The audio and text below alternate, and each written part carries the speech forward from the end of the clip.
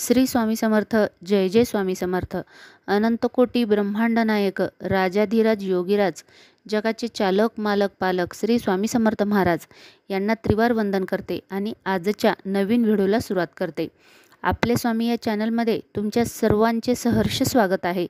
आज आपण श्री गुरुचरित्र अध्याय 51वा घेणार आहोत. श्री गणेशाय नमः, श्री सरस्वते नमः, श्री गुरुभौम नमः, श्री कुलदेवताय नमः, श्री स्वामी समर्थ महाराजाय नमः. बिदरच्या बादशहाचा निरोप घेऊन स्वामी गाणगापुरास परत आले होते आणि आता गुप्त राहावे असा ते विचार करत होते. मी फार काळ प्रगट राहिलो तर बादशहा पाठोपाठ अनेक राजे इथे येतील आणि त्याचा तेथील भक्तांना आणि ब्राह्मणांना उपद्रव होईल, म्हणून आता आपण गुप्त राहावे व लोकांना मात्र आपण श्रीशैल्य यात्रेला जातो आहे असे उघड उघड सांगावे असं स्वामींना वाटू लागलं. देहाने शिष्यासहित आपण श्रीशैल्यास यात्रेला जात आहोत असा त्यांनी देखावा निर्माण केला. भक्तांनी स्वामींना पोचवायला आले असताना खूप विनवण्या केल्या. आता स्वामींना वाटत होतं की आपण गुप्तरूपाने राहावं, पण ते गुप्तरूपाने राहू शकत नव्हते. ते सगळ्या लोकांच्या समोर असा देखावा निर्माण करत होते की आपण फक्त गुप्त रूपाने इथं आपण गाणगापुरास जात आहोत, श्रीशैल्य यात्रेस जात आहोत असं उघड उघड सांगावं. गाणगापुरास नाही बरं का, गाणगापुरातून ते परत आले होते आणि श्रीशैल्य यात्रेला जाणार आहेत असं ते लोकांना सांगू लागले. देहाने शिष्यासहित आपण श्रीशैल्य यात्रेला जात आहोत असं त्यांनी लोकांसमोर देखावा निर्माण केला होता. भक्तांनी स्वामींना पोचवायला आले असताना त्यांनी खूप विनवण्या केल्या. तेव्हा श्रीगुरु त्यांना म्हणाले, आम्ही याच गावात राहू, अमरजा संगमात नित्य स्नान करू, प्रेमाने गुप्तरूपाने मठातच राहू, तरी तुम्ही चिंता बिलकुलही करू नका. त्यांच्या पश्चात मठात नित्यसेवा कशी करावी याचे सर्व भक्तांना सविस्तर सांगितले.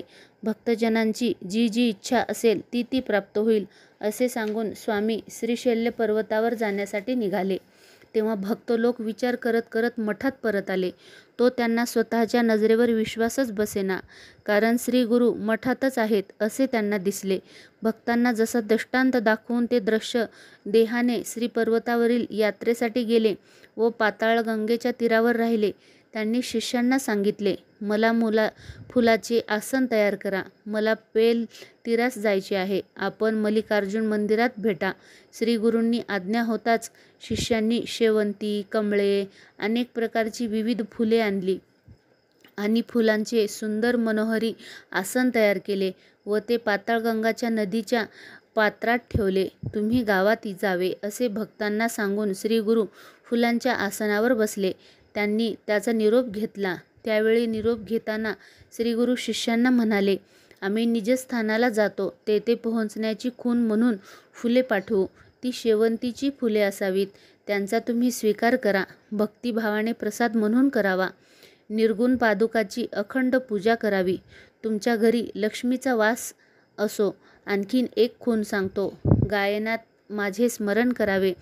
जे असे स्मरण करतील त्यांच्या घरी मी राहीन. जे माझे चरित्र ऐकतील किंवा लोकांना वाचून दाखवतील त्यांच्या घरी लक्ष्मी नित्य राहील असे श्रीगुरु सर्वांना सांगू लागले. म्हणून गुरुचरित्र वाचनाचे फायदे पण आहेत आणि गुरुचरित्र ऐकण्याचे सुद्धा फायदे आहेत. म्हणून जास्तीत जास्त तुम्ही लोकांना हा व्हिडिओ शेअर करत चला. तुम्हीही गुरुचरित्राचं महत्त्व ऐका, गुरुचरित्रातील विविध कथा ऐका. गुरुचरित्रामध्ये एकूण 53 अध्याय आहेत. त्या 53 अध्यायामध्ये विविध कथाद्वारे आपल्याला गुरुची भक्ती कशी करायची, गुरुची भक्ती केल्यानंतर त्यांचा आपल्याला आशीर्वाद कशा पद्धतीने मिळतो हे आपल्याला याच्यामध्ये सांगितलेलं आहे.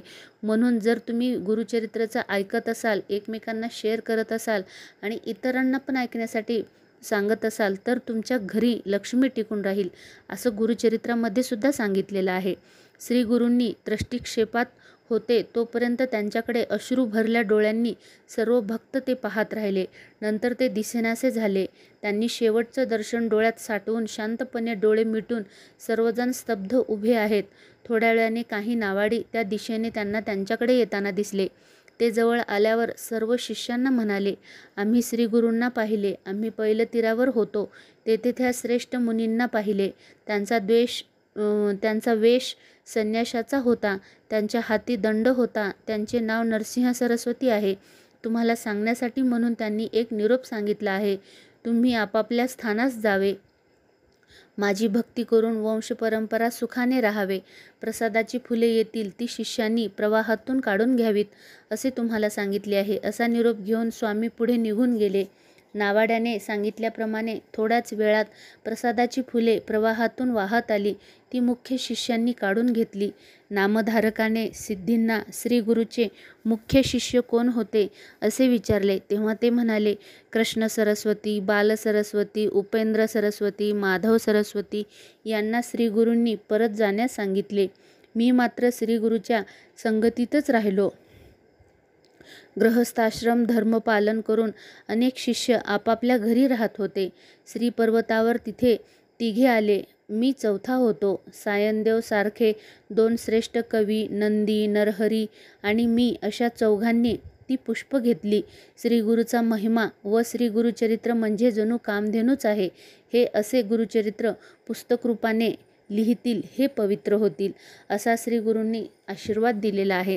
अशा प्रकारे या अध्यायामध्ये सुद्धा आपल्याला श्रीगुरूचा महिमा अपरंपार आहे असं आपल्याला यामध्ये वर्णन केलेलं आहे.